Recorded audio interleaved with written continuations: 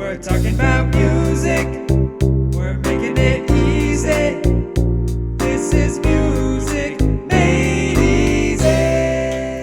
Hello, my name is Ryan Kazda. And my name is Atharva Iyer. And this is Music Made Easy. What are we talking about today, Atharva? Today we're talking about sharp key signatures. Sharp key signatures. So on Monday we touched on flat key signatures. Now we're looking on kind of the sharp side of the spectrum. Yep, and as Ryan mentioned, we talked about flat key signatures on Monday, and when we talked about that, we also talked about how each note, the 7 white notes and then the 5 black notes on the piano at least, or each modification of each note has its own key center. Mm-hmm.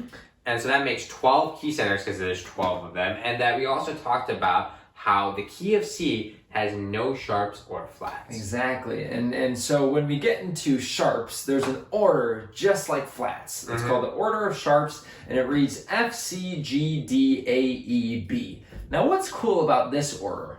It's the reverse of the order of flats. It sure is. So the order of flats and the order of sharps are the same, just kind of flip-flop. It's reverse, right? Mm-hmm. So we still came up with some acronyms, though, to kind of help you get this in your head and memorize it. So my favorite one is friendly children get donuts at every breakfast. I love the donuts, Atharva. I do too. My one is funky chickens get down at every barnyard. Another fun one. Another fun one too.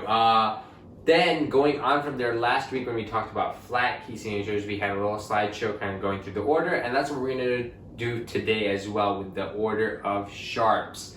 So up on screen, we have the first key signature with 1 sharp is the key of G. Then with 2 sharps, the key of D. Then with 3 sharps, the key of A. With 4 sharps, the key of E. With 5 sharps, the key of B. With 6 sharps, we're getting real crazy here, with a key of F sharp. And the 7th sharp, when you add it, you get the key of C sharp. Wow, I'm a bit overwhelmed with Atharva. Yeah. Oh my goodness, that's a lot to take in. So lucky for you, I got another cool trick to kind of help you know these keys. For sure. It's a little different than the flat one. If you remember the flat, we took the second to the last flat, and that gave us our key. For sharps, we actually take that final sharp and bring it up a half step, right? So let's kind of go over some examples here. We have this example here with 4 sharps, and we need to identify what key this is. So with our order of sharps, we know that it has to be F sharp, C sharp, G sharp, and D sharp if there's 4 sharps. So we look at that final sharp, it's D sharp. We raise D sharp up a half step and we get E. So therefore, that is the key of E. And then another example, we have 5 sharps up here on screen. And so with 5 sharps, we know it has to have F sharp, C sharp, G sharp, D sharp, and then A sharp. So we raise that final 5th sharp up a half step, we get the key of B. And something important to note, same with flats, you can't have a previous one, or you can't have a later one without having a previous one. For example, with the key of E that I did, you see that we had F sharp, C sharp, G sharp, and D sharp. There's no possible way I can have that D sharp without having the other 3 before it because of that order. Now let's talk about how they look. And so when you're talking about how they look, they're the same way with flats. Notice how each of the squares from the hashtag that's formed, you get it on the line or space that you want it to be on. You don't tend to have it just random. There's a certain order following the order that we gave, F, C, G, D, A, E, B. And it's also very accurate on where they're placed, because if you kind of have it straight apart and put on the wrong lines, you can misconstrue it to mean something else, and that's not good. Yeah, and it's a little tough to read that way too. And this way, it kind of helps you identify it, and it makes your life a little easier in that regard. For sure, and just like flats, the more you practice these and the more you see them in your music, the more accustomed and you're just gonna start knowing them off the bat. You won't need to have to do okay, I'm gonna have to raise the last sharp up to get the new key. Instead, you could just know that, hey, 1 sharp is the key of G, 2 sharps is the key of D, so on and so forth.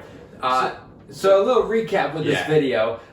We went, or actually kind of this whole week, because this whole week was kind of themed key signatures, right? We went over the flat side, the sharp side. Yeah. We talked about how each note and modified note has its own unique key signature, which gives off this certain feeling, a certain color, and a really cool sound. It's all For sure. unique. Yeah, I agree. And so a quick recap of today, which is actually also inclusive of some elements we learned early on, as Ryan said. There's 12 key centers because there's 12 notes, or there's 7 white notes, I should say, or 7 main notes and 5 modifications, technically, as you can see from the piano.